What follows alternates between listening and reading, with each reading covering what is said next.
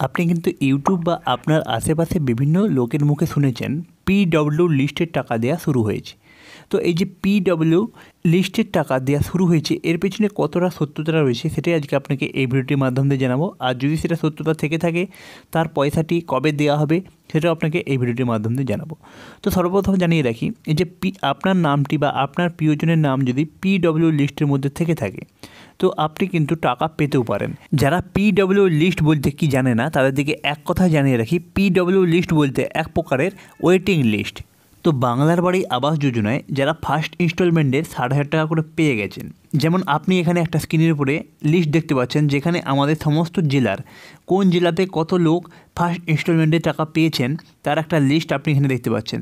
তো এই লিস্টের মধ্যে থেকে সবাই যে টাকা পেয়েছে তা কিন্তু নয়, এই লিস্টের মধ্যে থেকে অনেকেই যাদের ব্যাঙ্ক অ্যাকাউন্টের প্রবলেমের জন্য তাদের অ্যাকাউন্টের মধ্যে সরকারের তরফ থেকে টাকাটা পাঠানো সম্ভব হয়নি, বা অনেকেরই নামটি ফার্স্ট ইনস্টলমেন্টের টাকাটি পাওয়ার জন্য স্যাংশন হয়েছিল কিন্তু কোনো কারণবশত কিছু ব্যক্তিদের খিলাফ কমপ্লেন পড়ার কারণে সেই কমপ্লেনটিকে ভেরিফাই করে দেখা গেছে যে তাদের পাকা বাড়ি আগে থেকেই ছিল, সেই কারণে তাদের যে নামটি সেটা ফার্স্ট ইনস্টলমেন্টের টাকা থেকে কাটা হয়েছে।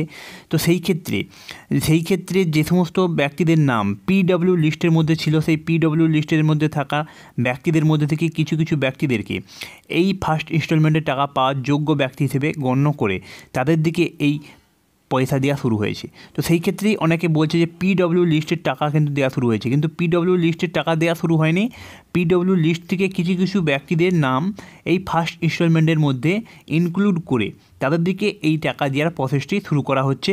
তো এবারে কথা আসছে, যাদের নামটি আগে থেকেই পিডব্লিউ লিস্টের মধ্যে ছিল তারা কি সবাই টাকা পাবে, নাহলে যারা টাকা পাবে তাদের দিকে কীভাবে সিলেকশন করা হবে? তো যখন যাদের নামটি পিডব্লিউ লিস্টের মধ্যে রাখা হয়েছিল তখন পয়েন্ট বেসিসে কিন্তু তাদের নামটি পিডব্লিউ লিস্টের তরফে রাখা হয়েছিল।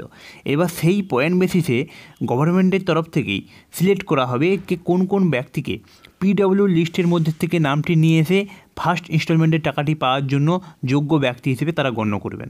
তো এখানে কিন্তু কোনো বাইরের থেকে কোনো কিছু করা হবে না।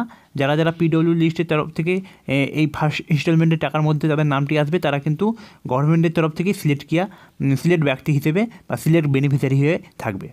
এইবার আপনার নামটিও যদি আগে থেকে পিডব্লিউ লিস্টের মধ্যে থেকে থাকে আর আপনি জানতে চাইছেন আপনার নামটি ফার্স্ট ইনস্টলমেন্টের টাকা পাওয়ার যোগ্য ব্যক্তি হিসেবে গণ্য হয়েছে কিনা, সেই ক্ষেত্রে আপনার মোবাইলের মধ্যে যদি আগে থেকে মেসেজ এসেছিল কিন্তু আপনি পয়সা পান না, সেই ক্ষেত্রে কিন্তু আপনার নামটি বেশি চান্স থাকবে এই পিডব্লিউ লিস্টের মধ্যে থেকে টাকা পাওয়ার ব্যক্তি হিসেবে। এছাড়াও আপনার যে অঞ্চলে রয়েছে আপনি অঞ্চলে গিয়ে আপনি খোঁজ নিয়ে দেখতে পারেন আপনার নামটি এই পিডব্লিউ লিস্টের তরফ থেকে এসে ফার্স্ট ইনস্টলমেন্টের টাকা যোগ্য ব্যক্তি হিসেবে হয়েছে কিনা। তো আপনার নামটি যদি পিডব্লিউ লিস্টের মধ্যে থেকে এসে ফার্স্ট ইনস্টলমেন্টের টাকার পাওয়ার যোগ্য ব্যক্তি হিসেবে গণ্য হয়, সেই ক্ষেত্রে আপনি টাকাটি কবে পাবেন?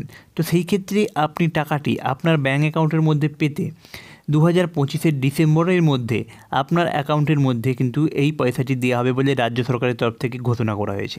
তো পিডব্লিউ লিস্ট কি, পিডব্লিউ লিস্টের টাকাটি দেওয়া শুরু হয়েছে সত্যির কিনা, তো টাকাটা যদি দেওয়া হয় টাকাটা কবে দেওয়া হবে সমস্ত কিছু কিন্তু আমি এই ভিডিওটির মধ্যে কভার করে দিয়েছি। এর পাশাপাশি আপনার মনের মধ্যে যদি কোনো ডাউট থাকে অবশ্যই কোনো করে বলবেন, আমি চেষ্টা করবো তার উপরে একটা ডেডিকেটেড ভিডিও বানানোর জন্য।